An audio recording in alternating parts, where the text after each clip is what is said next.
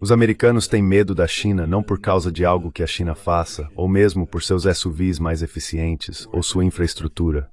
Os Estados Unidos têm medo da China porque ela existe. É o exemplo mais puro de ansiedade existencial. A palavra para isso é angústia.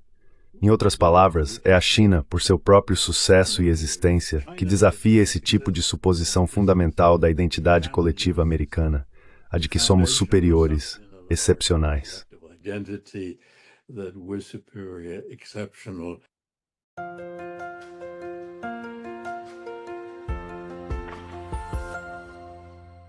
Hello everybody. This is Pascal. Olá a todos. Aqui é o Pascal do Neutrality Studies e hoje estou conversando novamente com o professor Michael Brenner. Michael é professor emérito de Assuntos Internacionais na Universidade de Pittsburgh e Fellow no Centro de Relações Transatlânticas da Johns Hopkins. Michael, bem-vindo de volta ao canal. Michael, welcome back to the channel. Bem, mas é de volta, Pascal, então era essa a questão. Likewise, you always have like... Da mesma forma, você sempre faz observações muito boas. E recentemente me disse, em uma troca de e-mails, que tinha algumas ideias novas sobre a conexão entre a política interna dos Estados Unidos e suas relações exteriores. Por que você não nos conta o que está observando? Why don't you tell us what you are observing? Bem, vamos começar, antes de tudo, descrevendo o que está acontecendo aqui nos Estados Unidos. Os Estados Unidos estão passando, de fato, por uma turbulência política que beira o revolucionário, e isso está abalando a República em suas fundações. Agora, é compreensível que esse fenômeno deixe muitas pessoas perplexas, especialmente aquelas que são responsáveis pela liderança de outros governos. É desorientador, é confuso, e trouxe elementos de grande incerteza.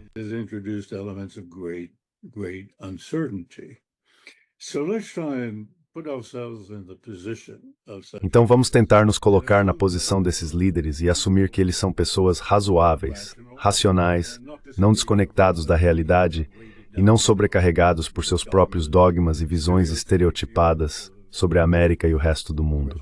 Francamente, não tenho certeza se há líderes no Ocidente coletivo que mereçam essa caracterização de serem razoáveis, racionais, com os pés no chão e sensatos, mas vamos ser caridosos.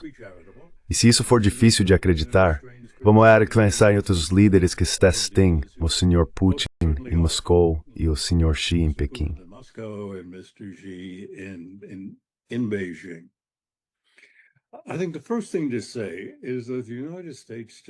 Acho que a primeira coisa a dizer é que os Estados Unidos de hoje, e particularmente o governo dos Estados Unidos e todo o sistema político dos Estados Unidos, não são o que historicamente foram.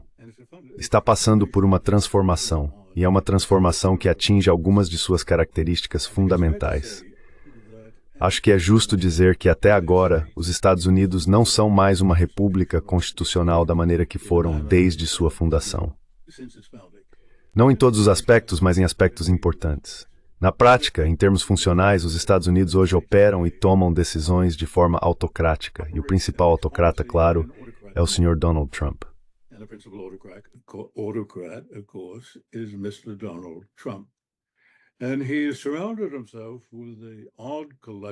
E ele se cercou de uma coleção estranha de aliados.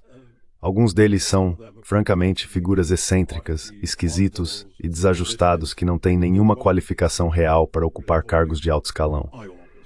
De qualquer forma, ele não é apenas o tomador de decisões final, mas são seus impulsos, suas próprias motivações e necessidades pessoais que determinam como o governo dos Estados Unidos se comporta, tanto internamente quanto no exterior. Então, acho que há algumas coisas que devemos ter em mente ao nos perguntarmos como outro país, outro governo, lida com essa situação. Porque a presença dos Estados Unidos no mundo ainda é predominante.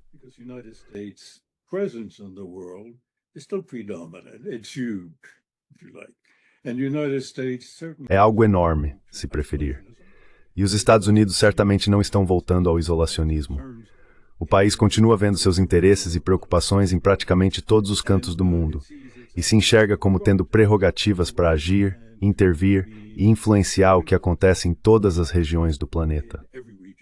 Então acho que a primeira lição é: não assuma que os Estados Unidos estão voltando a algum tipo de isolacionismo, algum neo-isolacionismo. Não estão.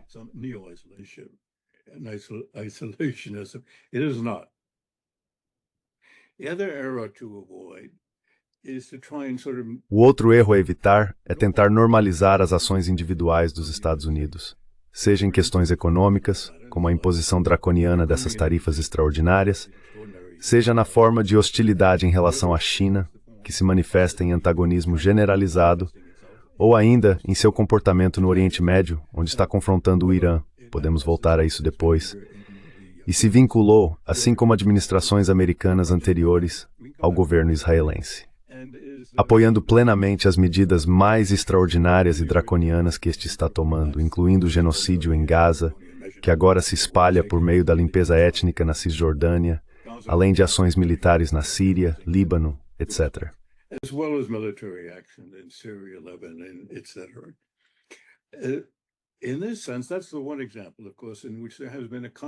Nesse sentido, esse é o único exemplo, é claro, em que houve continuidade na política americana. Mas seria um erro presumir que há algo de normal no que os Estados Unidos estão fazendo nessas outras áreas. E eu acho que o começo da sabedoria é reconhecer que o mundo está lidando com uma Washington, por assim dizer, que nunca conheceu antes. E está lidando com um tipo de presidente americano que, de forma alguma, é normal. Ou seja, sua personalidade e caráter não se encaixam no espectro normal de personalidades que se associaria a um líder nacional, muito menos ao presidente dos Estados Unidos.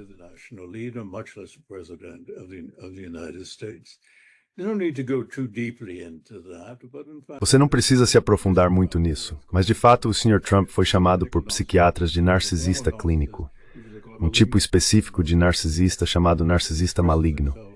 Isso se manifesta em seu modo característico de intimidação, bullying, total egocentrismo e autoabsorção, além de uma total incapacidade de sentir empatia ou até mesmo compreender as motivações, pensamentos ou interesses de outras pessoas.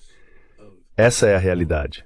Agora, podemos falar em um momento sobre o que isso significa especificamente em termos de iniciativas individuais da política externa americana e, de forma mais geral, em relação à concepção deste governo ou deste presidente sobre o mundo e como pretende agir e está agindo no mundo.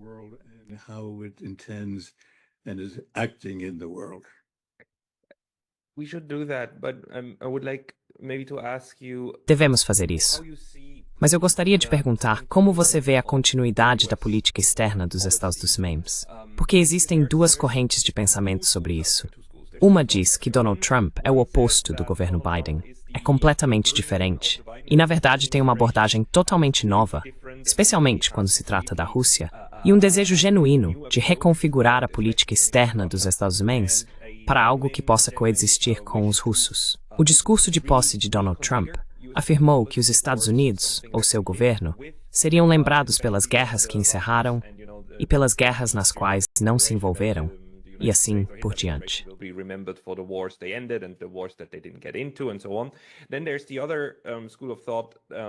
Então há outra linha de pensamento. E esse argumento foi apresentado por outro comentarista no YouTube, Brian Berletic, de que o que estamos vendo é apenas uma versão diferente da continuidade da agenda, ou continuação da agenda, com uma retirada diferente, porque os Estados Unidos bateram de frente com a Rússia. A ideia original de fragmentar a Rússia não funcionou. Então você recua, se reagrupa e tenta de novo. E o que estamos vendo é apenas o ciclo. Estamos em uma parte diferente do ciclo. E é isso que o sistema dos Estados Unidos produz. Você acha que um dos dois está correto? Ou como deveríamos enquadrar a política externa de longo prazo sob essas administrações tão diferentes?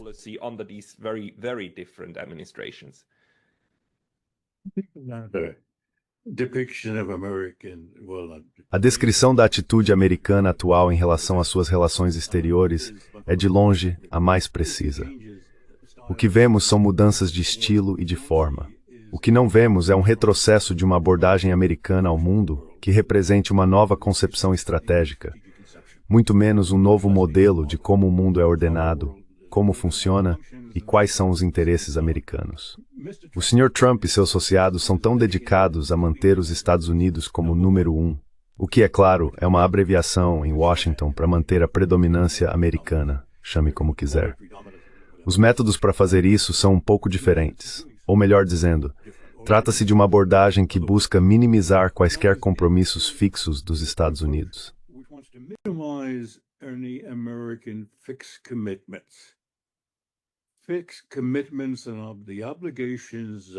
Compromissos fixos e as obrigações que deles decorrem são anátema para alguém como o Sr. Trump, tanto porque ele é Donald Trump, quanto porque um narcisista clínico resiste a qualquer compromisso formal, seja ele legal, seja internacionalmente constituído por meio de um tratado, seja envolvendo promessas e obrigações, porque isso é restritivo.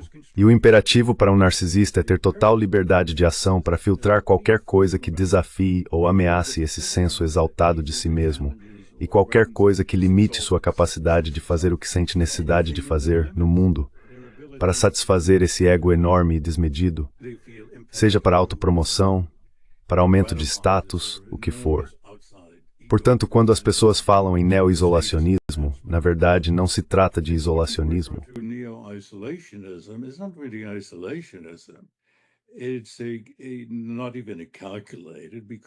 Isso nem chega a ser calculado, porque isso é impulsionado por forças fortes dentro do próprio subconsciente do Sr. Trump, se preferir, para evitar qualquer tipo de engajamento permanente e para manter uma completa liberdade de ação. É por isso que ele menospreza a OTAN. É por isso que ele não sente nenhum remorso em quebrar normas ou acordos quando se trata da condução de relações comerciais ou financeiras internacionais. E isso, aliás, é semelhante ao que ele está fazendo nos Estados Unidos.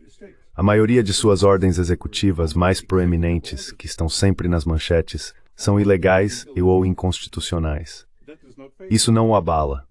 Elas estão sendo contestadas nos tribunais, mas os próprios tribunais, em muitos casos, carecem tanto da vontade quanto da força para impedi-lo, para frustrar totalmente sua vontade.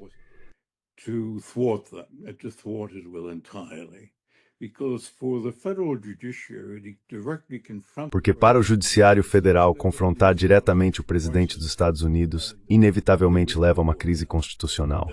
E eles querem evitar isso. Não é a administração, a Casa Branca, é a autoridade judicial. E claro, a própria Suprema Corte tem sido excessivamente simpática a Trump, ao movimento MAGA, etc. Portanto, os tribunais distritais federais e os tribunais de apelação não têm a margem de manobra que a Suprema Corte pode oferecer ao incentivá-los a enfrentar e desafiar ações do Executivo que violem a lei ou aparentemente violem a lei ou a Constituição. Então esse padrão também se manifesta no exterior.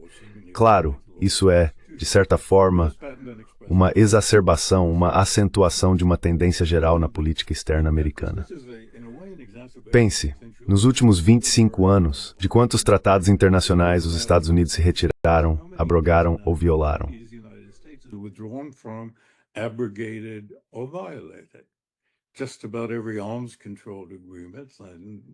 Praticamente, todos os acordos de controle de armas com a então União Soviética e reafirmados com a Rússia foram quebrados, começando com o fim da participação e observância dos Estados Unidos no Tratado de Proibição Completa de Testes Nucleares durante o governo de George Bush. Agora, é claro, quando se trata de relações comerciais, o governo Trump ignora totalmente os compromissos incorporados nos artigos que constituem a Organização Mundial do Comércio, que, para todos os efeitos, está morta. Foi jogada na lata de lixo da história. Uma das implicações disso para outros governos é que não se pode confiar nos Estados Unidos de forma alguma. Não se pode confiar na palavra de Donald Trump. Ele muda de ideia de acordo com o que o impulsiona, tanto em questões internas, políticas, quanto no exterior, com total tranquilidade. Isso deve ser compreendido.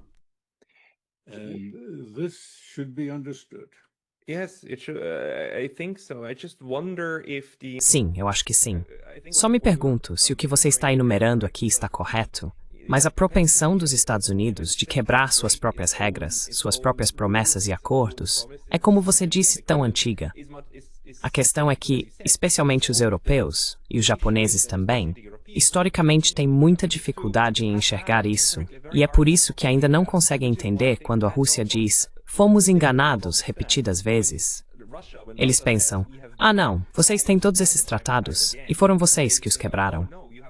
these treaties, and you were the ones who broke them.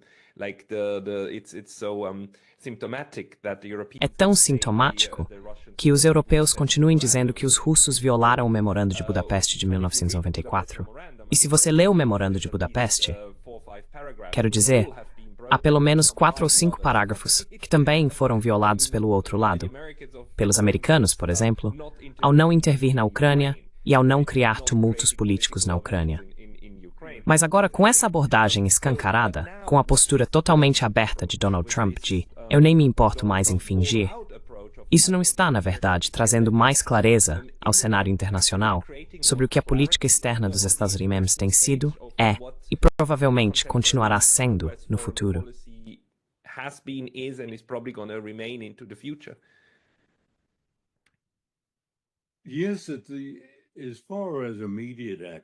Sim, no que diz respeito a ações imediatas e aquelas que têm efeitos concretos sobre os parceiros e aliados dos Estados Unidos. Em alguns casos, você pode chamá-los de ex-parceiros, embora ainda sejam aliados legais, baseados em tratados, se preferir. Isso não se aplica retroativamente. No que diz respeito à narrativa básica sobre a qual todos os governos ocidentais concordaram em relação à Rússia, por exemplo, ela ainda é mantida pelos europeus ocidentais e, presumivelmente, acredito, pelo Japão também. E claro, como você sugeriu, é uma visão fantástica da história. E, no entanto, ela não é seriamente contestada entre as classes políticas e certamente entre as elites políticas, seja na Grã-Bretanha, França, Alemanha, Escandinávia, em qualquer lugar da Europa Ocidental, com exceção da Irlanda e da Espanha.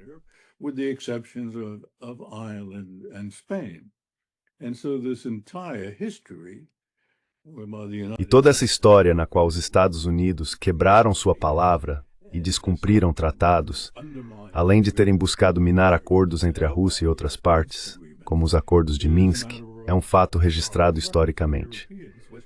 Mas os europeus, os líderes da Europa Ocidental, se recusam a reconhecer isso.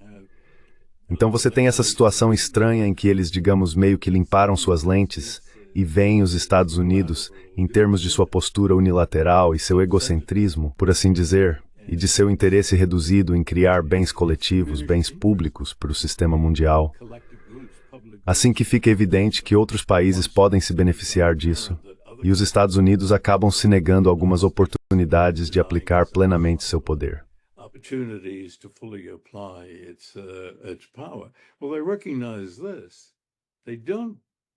Bem, eles reconhecem isso.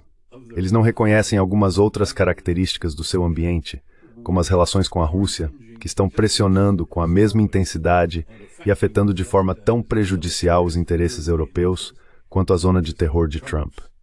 Ver a Europa Ocidental se preparando para uma guerra com a Rússia sugere que essas pessoas estão vivendo em um mundo de fantasia, totalmente desconectadas da realidade. Então, é como se parte da visão mental, por assim dizer, estivesse aceitando a realidade, enquanto outras dimensões claramente não estão.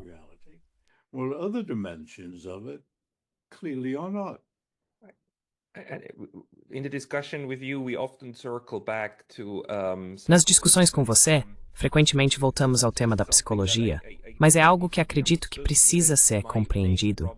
Porque meu principal problema no momento é que não consigo entender como é possível, como outras pessoas nos Estados Unidos, na Europa, não conseguem entender a psicologia, a realidade do que está acontecendo em relação à forma como os Estados Unidos, no discurso geral, incluindo a grande mídia, se apresentam.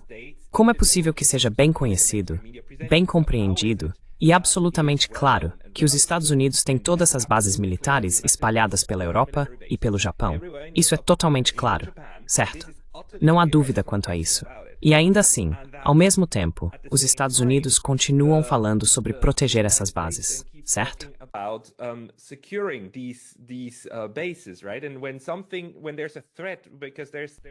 E quando há uma ameaça, porque alguém ataca uma base militar dos Estados Unidos no Oriente Médio, isso é tomado como prova de que você precisa de mais dessas bases. E eu continuo dizendo, sabe como os suíços não perdem soldados no Oriente Médio? Não tendo soldados no Oriente Médio. Essa abordagem salva muito mais vidas do que a abordagem dos Estados Unidos. Mas de alguma forma a narrativa dominante parece girar inteiramente em torno da legitimidade dessa expansão imperialista e da legitimidade da dominação mundial. Novamente, não ser isolacionista é interpretado como apoiar a presença de bases militares em todo lugar. Mas se qualquer outro poder fizesse isso, ou mesmo pensasse nisso, no caso da China, por exemplo, a China é constantemente criticada por ter soldados em Djibouti, uma base. De onde vem isso? Where does this come from? You're exactly right. Você está absolutamente certo. Vamos voltar e lembrar. Os Estados Unidos nasceram com a crença em seu caráter excepcional e que estavam predestinados de alguma forma, pela providência ou pela história, a liderar o mundo no longo caminho do esclarecimento. Os Estados Unidos, nesse sentido, sempre assumiram que tinham um status, um papel, uma posição que era única.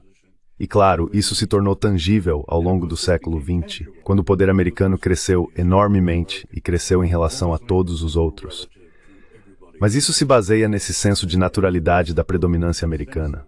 Se baseia em uma fundação de excepcionalismo americano que remonta à fundação do país. Agora os Estados Unidos se veem sentindo vulneráveis.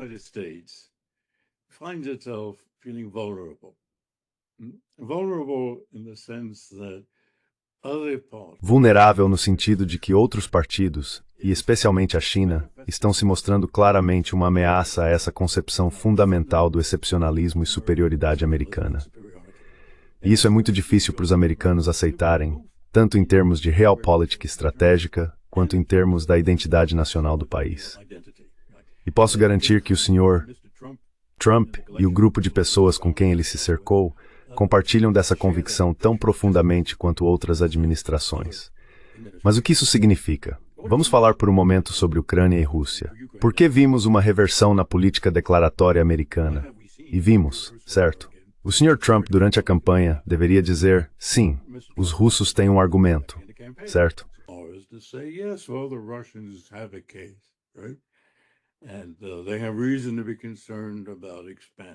E eles têm motivo para se preocupar com a expansão. E em um certo momento ele disse que, sabe, a liderança ucraniana tem a maior parte da responsabilidade por iniciar o conflito. Tudo isso é verdade. No entanto, ele não repetiu essas declarações desde sua posse. De onde isso vem? Baseia-se em um entendimento profundo da história recente? Não. Trump é um ignorante no sentido literal. Ele tem uma compreensão muito superficial, limitada e parcial do que está ocorrendo no mundo. Ele não lê, não escuta. Sua visão de mundo é formada por imagens simplistas, imagens de desenho animado, etc.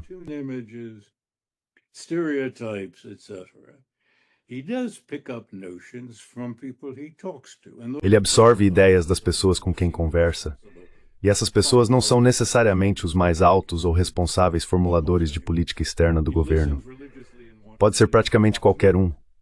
Ele ouve religiosamente e assiste a Fox News religiosamente, e pega ideias dos diversos apresentadores, comentaristas e convidados. Por exemplo, ele se apegou ao Sr. Hespeth, uma escolha estranha para secretário de defesa. Gostou de algumas coisas que ele disse como apresentador da Fox News. E ele tende a mudar de opinião dependendo de com quem falou por último. Vimos isso claramente nas últimas semanas em relação à Ucrânia e ao trato com a Rússia.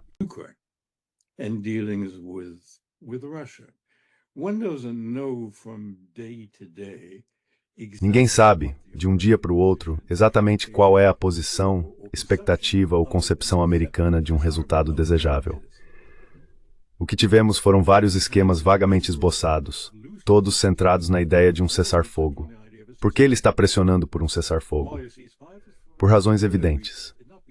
Não é porque isso se encaixa em algum tipo de reconfiguração bem desenvolvida em sua mente ou na mente do governo sobre como deveria ser o sistema de segurança europeu. Não existe tal concepção. Ele não consegue pensar nesses termos com frequência.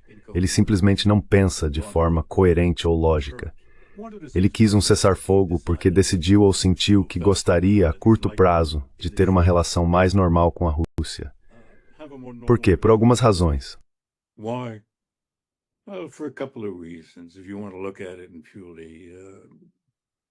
Se você quiser analisar isso em termos puramente racionais, Ele, como a maioria de Washington e da comunidade de política externa americana, é obcecado pela China. Eles querem concentrar seus esforços nisso. O que isso significa, claro, quando você pensa a respeito, é muito difícil de dizer. Mover forças militares, antecipar uma guerra total com a China. Claro, o Pentágono e outros falam muito sobre isso. Agora está em um documento oficial americano, declarado claramente na última revisão de defesa que a China é a principal ameaça à segurança dos Estados Unidos e que os Estados Unidos teriam que se preparar para a possibilidade de uma guerra total com a China antes do final da década. Mas os Estados Unidos não têm forças enormes presas na Europa que possam ser transferidas para o Pacífico. Agora você pode dizer, ok, então qual é o segundo? Now you might say, okay, so what's the second? Well, if we want to look at it. Bem, se quisermos analisar isso em termos lógicos, a Ucrânia está absorvendo tanta atenção, tanto tempo, tanta energia, que isso nos distrai ao lidar com a ameaça multidimensional da China. Embora eu sempre tenha achado esse tipo de argumento um tanto irrealista, com os vastos recursos organizacionais e burocráticos que o governo dos Estados Unidos possui, ele poderia lidar com duas áreas de preocupação, assim como fez na Segunda Guerra Mundial. Afinal, com recursos organizacionais e governamentais muito mais limitados. Acho que o principal motivo, mas o outro motivo, que provavelmente é a principal razão pela qual Trump achou relativamente fácil mudar de rumo ao lidar com a Rússia, é porque ele tem um grande respeito por Vladimir Putin.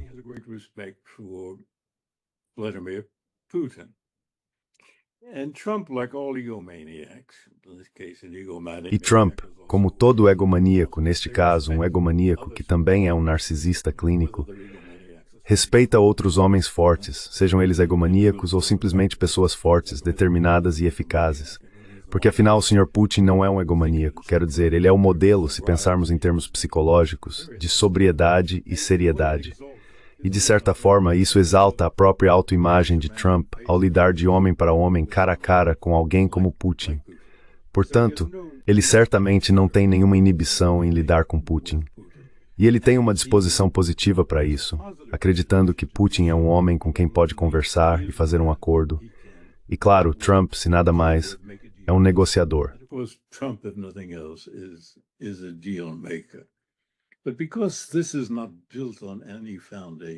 Mas como isso não é construído sobre nenhuma base sólida ou inserido em qualquer concepção estratégica, ele propõe uma fórmula que é totalmente inaceitável para os russos. Um cessar-fogo, em outras palavras, significaria congelar tudo como está, fazendo algumas concessões à Rússia. Ele pode ficar com a Crimeia e, como já foi dito, embora agora com ressalvas, ele pode ficar com os 4 oblasts da Ucrânia, que foram legalmente incorporados pela Rússia, constitucionalmente à Rússia. E é isso. Deixe-me só terminar isso. E é isso. Isso seria um ótimo acordo para você. E então há algumas ideias vagas ou promessas de que cuidaremos dos outros falantes de russo, russos ou das minorias que permaneceriam na Ucrânia.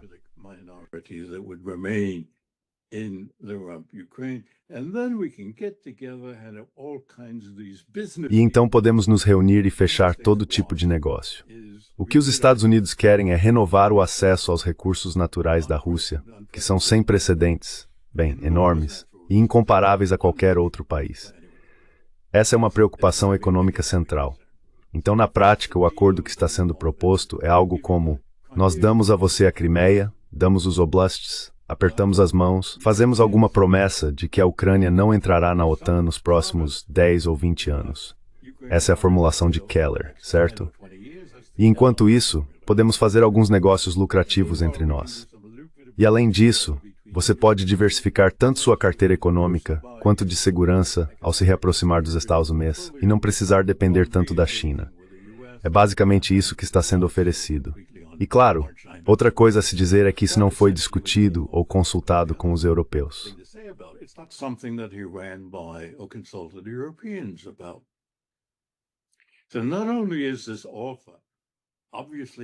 Então, não apenas essa oferta é obviamente inaceitável para os russos, como também está longe de ser aceitável para os parceiros europeus dos Estados Unidos, cuja aquiescência e concordância seriam necessárias para que essa proposta tivesse ao menos uma aparência de legitimidade. Portanto, isso não é diplomacia. Não é uma política coerente. Não faz absolutamente nenhum sentido ou lógica. É um comportamento típico de Trump. E mesmo assim você vê analistas, comentaristas e outros líderes governamentais falando sem parar sobre o que realmente se passa na cabeça de Trump. Será que é uma nova concepção estratégica? Qual é a razão fundamental por trás disso? Será que há realmente um pensamento sofisticado por trás de tudo isso? E não há. Em termos de processo, sua administração não delibera. Ele nem sequer se reúne com seus principais assessores para analisar opções e elaborar uma estratégia e ações táticas individuais que poderiam ser derivadas dela. Seu governo não funciona dessa maneira.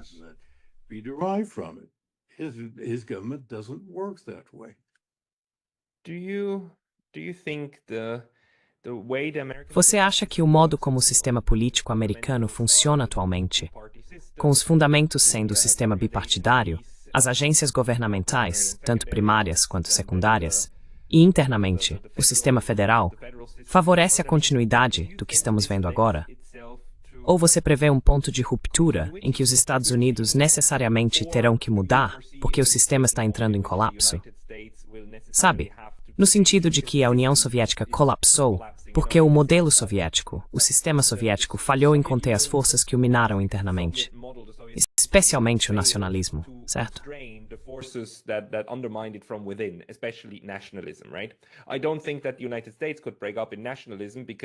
Não acho que os Estados Unidos poderiam se fragmentar devido ao nacionalismo, porque falta esse elemento nacional de configuração. Mas se o sistema, de outra forma, não conseguir se manter funcionando, então necessariamente haverá uma mudança. Ou será que o sistema é tal que continuará no comando? E o que estamos vendo agora, também o que vimos com o governo Biden, Trump antes dele, e Obama e Bush, é essa continuidade, esse fluxo de política externa, que provavelmente vai permanecer.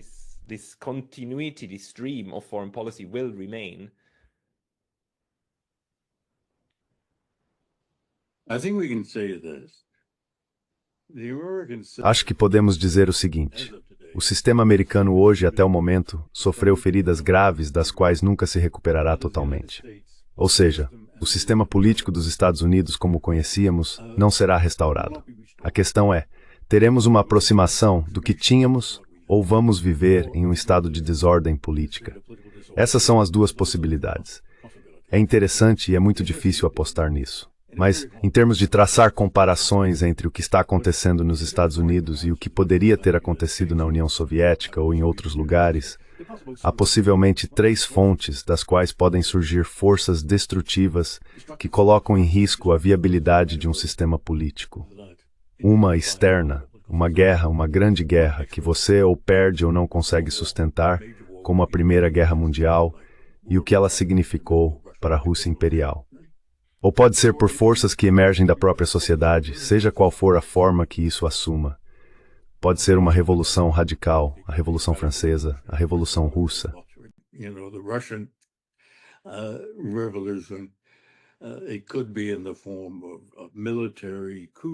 Pode assumir a forma de golpes militares ou fascismo corporativo ou algo do tipo. Esse não é o caso nos Estados Unidos. Existem elementos do último, mas não são os mais graves. O terceiro, e isso não é exatamente único, é extremamente raro, e acredito que é o que aconteceu nos Estados Unidos não apenas nos últimos 100 dias ou nos últimos 9 anos, mas começou muito antes. É a degeneração na integridade e na pura competência de suas elites políticas.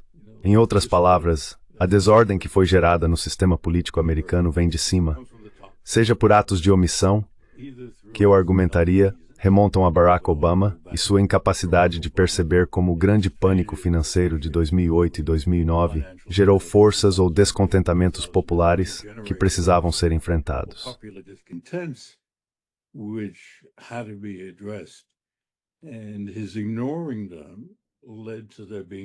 E o fato de ele ignorá-los levou a que fossem canalizados primeiro para o movimento Tea Party e depois para seu sucessor, o movimento MAGA, e, de certa forma, lançou as bases para Trump, que venceu, não esqueça, a eleição, enquanto Obama ainda era presidente. E então, para tornar isso mais específico, você levanta a questão do antigo sistema americano de freios e contrapesos e do giroscópio do sistema político americano. O sistema de freios e contrapesos está se mostrando, ou poderíamos até dizer já se mostrou, não ser um controle e um freio tão eficaz ao abuso de poder quanto sempre presumimos. Certo. O judiciário em particular, bem, vamos lá. O judiciário foi comprometido. Well, let's go. The judiciary has been compromised. And the lead has been from the Supreme Court. E a liderança tem vindo da Suprema Corte, fazendo as coisas mais extraordinárias, declarando que um presidente pode cometer qualquer crime concebível, mas não pode ser processado. Não há nada na história constitucional americana ou na jurisprudência que justifique isso. Foi a maioria da Corte chegando a essa determinação, por razões próprias e tendenciosas, e então criando uma espécie de estrutura legal frágil para dar aparência de legitimidade. Da mesma forma, quando decidiram que uma corporação é um ser humano, com todos os direitos de expressão política garantidos aos seres humanos e cidadãos na Constituição, abriram caminho para a grande enxurrada de dinheiro corruptor na política americana.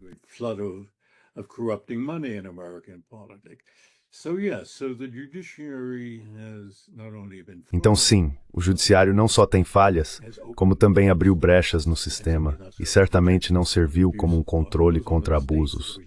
O que acontece nos estados está relacionado a outras questões como os judiciários estaduais. Em segundo lugar, o Congresso. Bem, o Congresso tem agora duas características que são únicas na história americana. Primeiro, os republicanos no Congresso agem e votam em bloco. Eles votam exatamente como os membros do Soviete Supremo votavam na antiga União Soviética. Não importa qual seja a questão agora, especialmente na Câmara dos Representantes, seja o que for, 221 congressistas vão votar como Trump quer que votem ou talvez um ou dois possam divergir. E assim, mesmo tendo a menor das margens, acho que é uma diferença de 4 cadeiras entre eles e os democratas, certo? See difference between them and the Democrats, right? They might as well have a 50 vote margin. Eles poderiam muito bem ter uma margem de 50 votos. A outra característica peculiar, que não tem precedente histórico, é a fraqueza da oposição. O Partido Democrata mal funciona como oposição, apesar de ter como presidente alguém que abusa de sua autoridade diariamente e coloca em dúvida a própria integridade e viabilidade do sistema político americano. Os chamados líderes do Partido Democrata no Congresso, tanto no Senado quanto na Câmara, nem sequer vão ao microfone para comentar, muito menos para organizar e reunir apoio para uma campanha abrangente para combater o que está acontecendo. Não apenas em relação a políticas específicas, mas a todo o quadro de referência que está sendo imposto ao país pelo pessoal de Trump. That is being imposed on the country by the Trump people. So, when the judiciary... Então veja, quando o judiciário está comprometido e o Congresso, pelos 2 motivos que mencionei, é ineficaz, você abre caminho para os tipos de abusos autocráticos que estamos vendo agora e que veremos pelos próximos 4 anos. Portanto, o que restará da República Constitucional Americana daqui a 4 anos é uma questão em aberto. E aqui você tem uma situação única, em que a potência mais forte do mundo, que se envolveu e se engajou nos assuntos de todas as regiões do globo, e lida com quase todos os governos, exceto, talvez, a Coreia do Norte, não está implodindo, mas está se comportando de maneira completamente errática e imprevisível.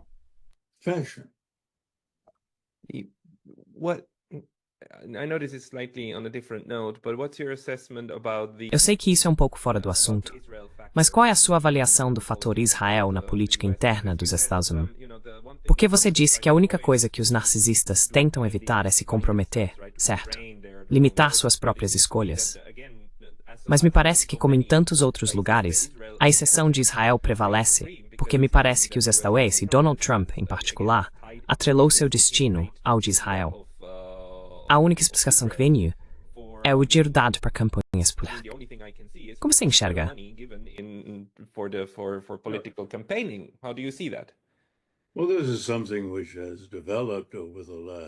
Bem, isso é algo que se desenvolveu ao longo dos últimos 60 anos. Os Estados Unidos não eram o principal apoiador de Israel na época de sua independência. Esse papel era, na verdade, da França. Tudo isso mudou a partir dos anos 60. Israel é o parceiro sênior nessa relação. Ele dita as regras. Os Estados Unidos agem de forma oposta. É uma relação perversa, sem qualquer precedente histórico. As razões para isso são muito complicadas. Bem, algumas razões são complicadas e outras são simples. As complicadas estão no campo da psicologia e da história. Seria um desvio muito grande tentar voltar a isso agora. Mas a outra razão é que eles compraram o sistema americano. Eles compraram a classe política americana, primeiro por meio de doações de campanha. Doações de campanha que não vêm de Israel, mas de judeus americanos ricos, certo? Coming from wealthy American Jews. And that's why Mr. E é por isso que o Sr. Netanyahu, na prática, um criminoso de guerra indiciado, pode vir com segurança aos Estados Unidos, ser convidado a discursar em uma sessão conjunta do Congresso e receber 57 ovações de pé quando pronuncia na prática as lições derivadas do livro de Josué, que levam e justificam o genocídio de Israel contra os palestinos. E 57 vezes, o Congresso americano se levanta e o aplaude. Os democratas não se levantaram, embora a maioria deles também seja fortemente favorável a Israel. Bem, alguns deles se levantaram, mas não, eles se levantaram sim. Desculpe, eu estava pensando no discurso inaugural do Trump.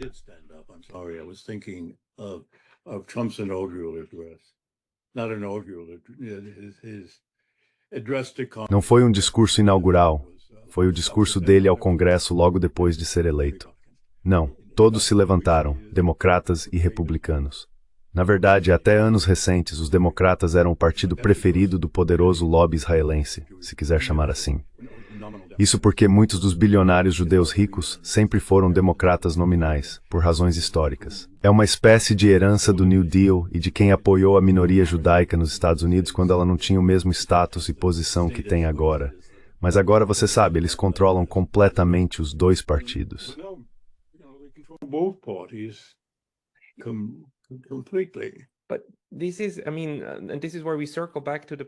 Mas é aí que voltamos ao sistema político, porque isso não é exclusivo do lobby sionista de Israel, certo?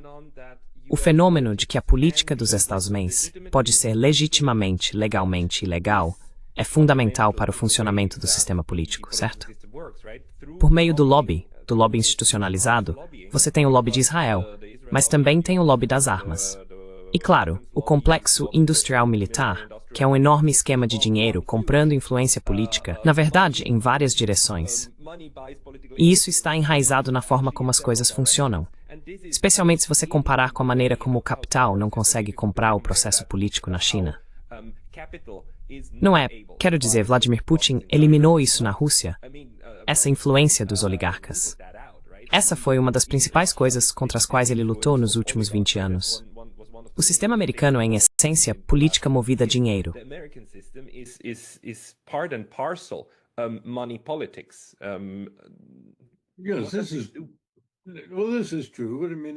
Bem, isso é verdade. Quero dizer, todo sistema democrático aberto e muitos sistemas não democráticos estão sujeitos a esse tipo de corrupção. Mas isso atingiu um extremo nos Estados Unidos que o país nunca havia experimentado antes. E em relação a todos esses lobbies e ao grau em que o dinheiro pode comprar a lealdade e o comportamento de congressistas, candidatos e potenciais candidatos à presidência ou a qualquer outro cargo, isso é tanto uma causa quanto um efeito, e reforça a degeneração da cultura política americana. Quero dizer, não se esqueça de que em certos momentos, os Estados Unidos implementaram medidas que iam contra os interesses e preferências de lobistas muito poderosos. Teddy Roosevelt quebrou os grandes trusts na primeira década do século XX.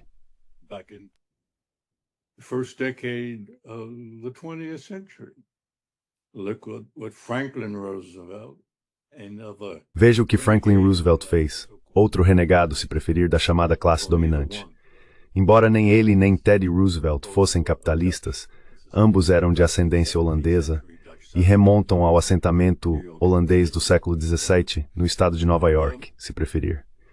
Então é possível, veja, você teve a Revolução dos Direitos Civis e a legislação, apesar da influência extraordinariamente poderosa e desproporcional dos representantes e senadores do Sul nos anos 1960. Isso aconteceu em resposta, sim, à agitação, mas também porque as pessoas que tinham mais responsabilidade nos Estados Unidos também tinham um certo grau de integridade e preocupação com o interesse nacional. Sempre há um jogo de equilíbrio acontecendo. Os interesses paroquiais em oposição aos interesses gerais, os interesses privados e públicos, se preferir.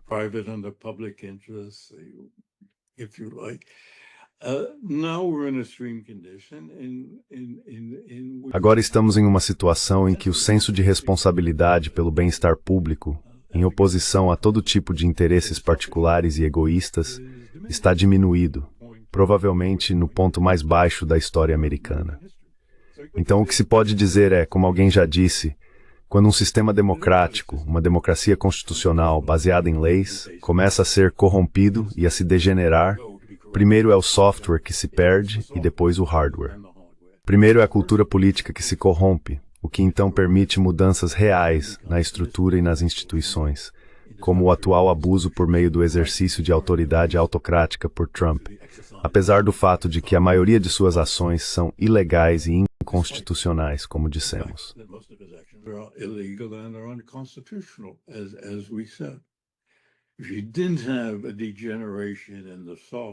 Se não tivesse havido uma degeneração no software da classe política americana nas últimas, sei lá, algumas décadas, isso não poderia ter acontecido, porque o sistema provavelmente não o teria eleito e o sistema de freios e contrapesos teria entrado em ação.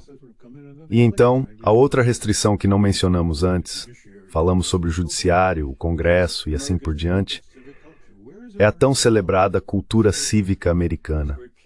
Onde está a tão celebrada cultura cívica americana? Essa grande variedade de instituições, igrejas, escolas, fundações, mal se um pio delas.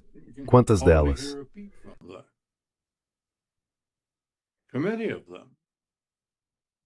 In a sense, I mean, your assessment is De certo, sua avaliação é de que essa degeneração avançou até permite que o estado atual da política aconteça, certo? the current state of politics to happen, right? Right, and that current state of politics. Certo, e esse estado atual da política permite um Trump, e permite que um Trump se safre do que está fazendo.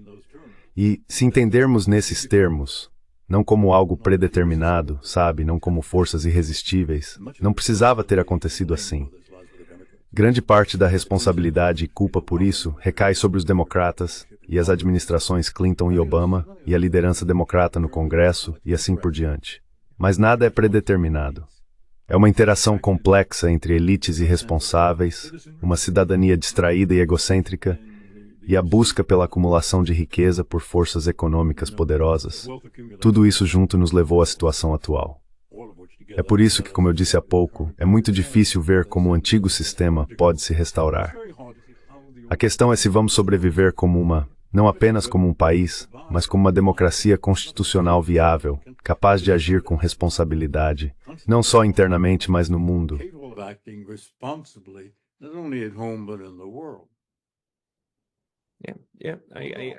Sim, eu concordo. Quero dizer, acho que os Estados Unidos estão em um dos momentos mais prejudiciais de sua história nacional por razões internas, não externas, por razões internas.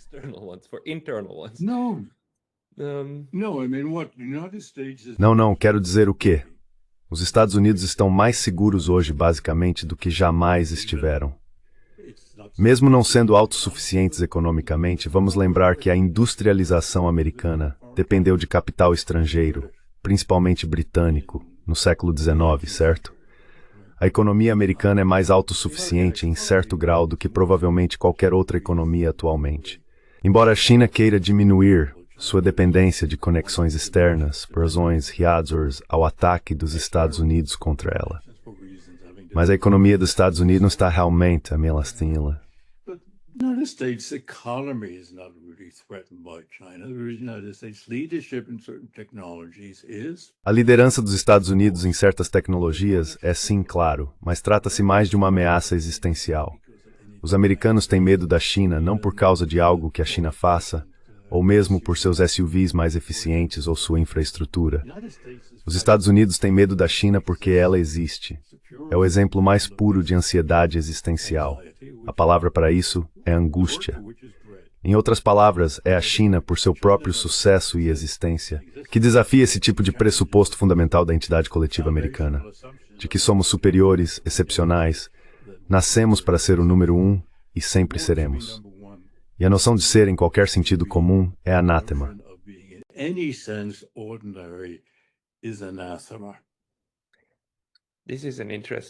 Esse é um pensamento interessante. A única coisa que a narrativa dos estados e todo o seu sistema político não conseguem aceitar é ser normal.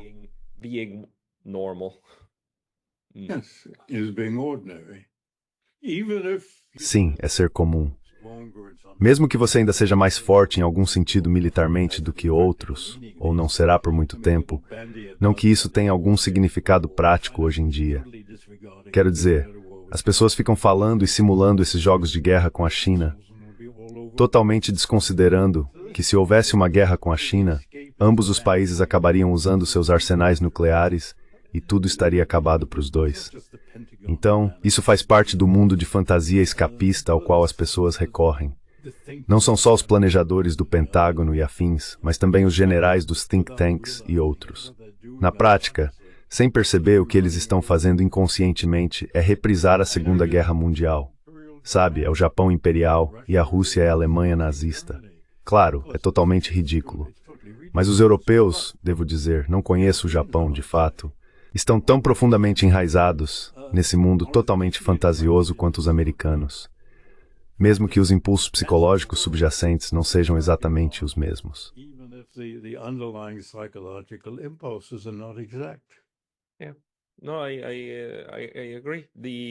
Concordo. A psicologia por trás disso, especialmente para os europeus, é diferente. Mas o que me chama a atenção agora, a partir do que você disse, é que se sua avaliação estiver correta, então o mais importante para as outras grandes potências, para a Rússia e a China, é fazer os americanos saberem, fazer os Estados Unidos saberem, que está tudo bem ser comum. Você pode ser normal e ainda assim será um membro valorizado e respeitado do clube como um todo. E tudo ficará bem. Tá tudo bem ser normal. Se isso fosse assimilado, talvez houvesse uma chance de os Estados abrirem mão disso.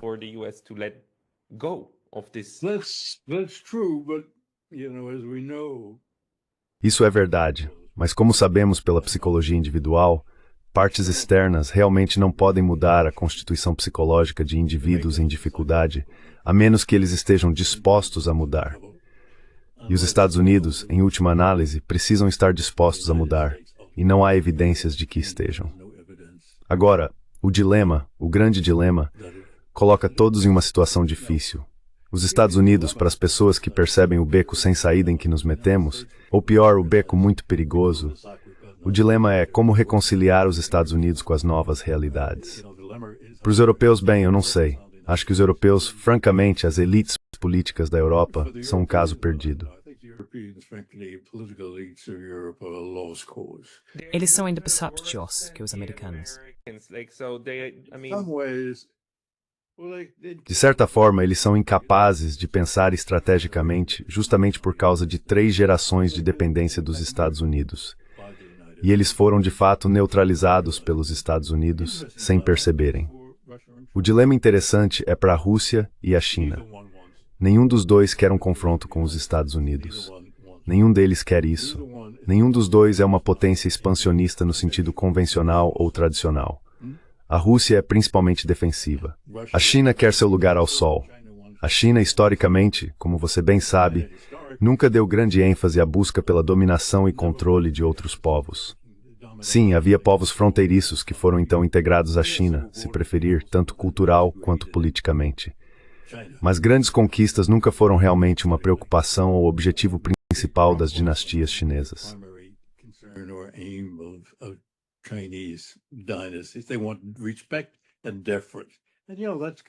Eles queriam respeito e deferência. E você sabe, isso vai te colocar em apuros e em rivalidade com um país como os Estados Unidos, se preferir. Existem bases objetivas sobre as quais países com lideranças razoáveis e esclarecidas poderiam, ao longo do tempo, buscar e cultivar um conjunto de entendimentos que permitiriam a coexistência pacífica e graus consideráveis de cooperação entre os Estados Unidos, China, Rússia e outros países de alguma relevância. No meu sonho, seja Índia, Brasil, o que for. Você sabe, se a Europa quiser participar de alguma forma construtiva, claro, seria ótimo. Se eles quiserem viver em seu próprio mundo de fantasia, é um lugar muito agradável e confortável. Um ambiente salubre para se entregar às próprias fantasias.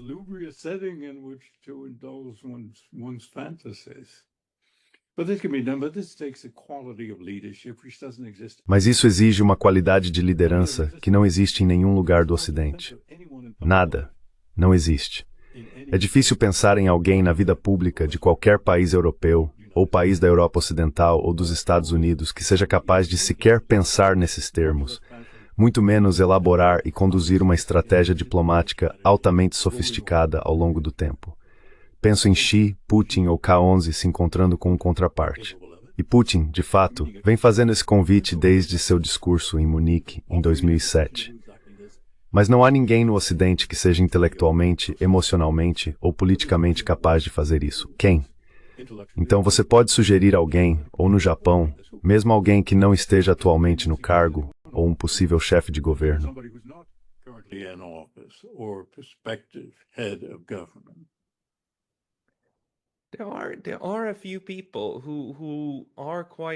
Há algumas pessoas que são bastante capazes e que têm, mesmo que não uma visão moral, uma visão consistente sobre o que está acontecendo, mas todas foram marginalizadas, deixadas de lado ou expulsas.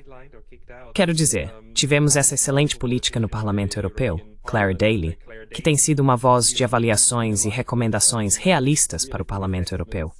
Ela foi expulsa junto com seu colega, Mick Wallace, e outros.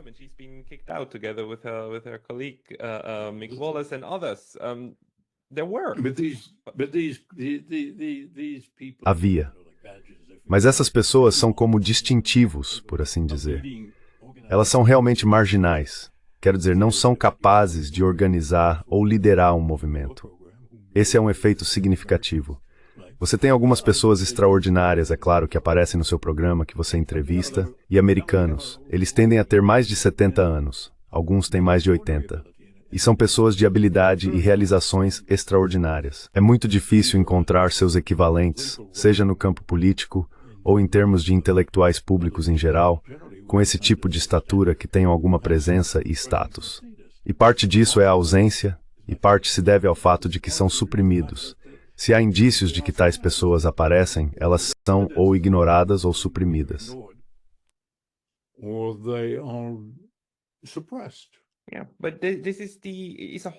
Mas isso é uma característica de uma palavra que tem aparecido cada vez mais no meu canal, vinda de diferentes pessoas. Cassiocracia. Uma cassiocracia, o governo dos menos competentes, se baseia nos alicerces de um sistema que marginaliza e exclui qualquer pessoa competente. Ou seja, isso já está embutido.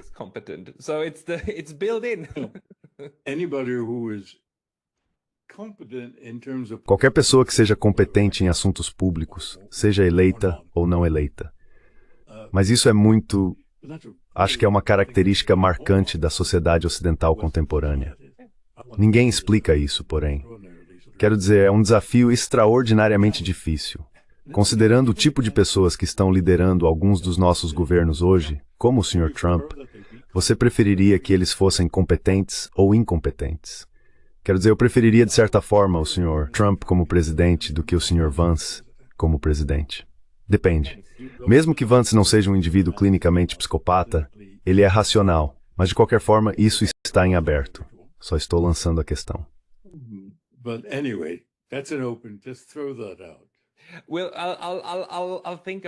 Bem, vou pensar a respeito. Eu tinha alguma esperança de que o Sr. Vance fosse um bom pensador, mesmo que eu discorde de algumas coisas que ele diz, mas vou pensar a respeito. Michael, muito obrigado pelas suas análises. E para as pessoas que querem ler o seu trabalho, existe algum lugar onde você publica seus textos?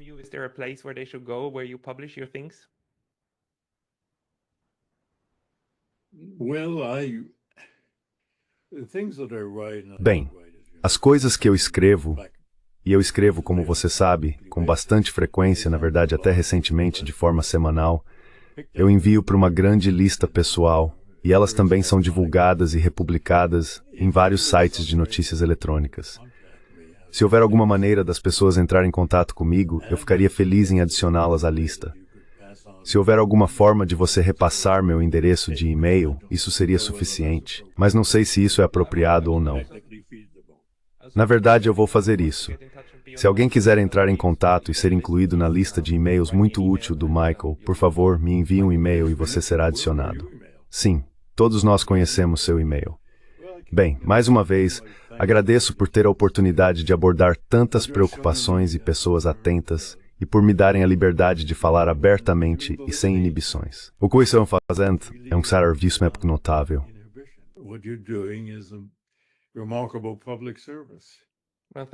Bem, obrigado por isso. E obrigado por compartilhar sua análise. Isso significa muito para todos nós. Professor Michael Brenner, obrigado pelo seu tempo hoje. For your time today. You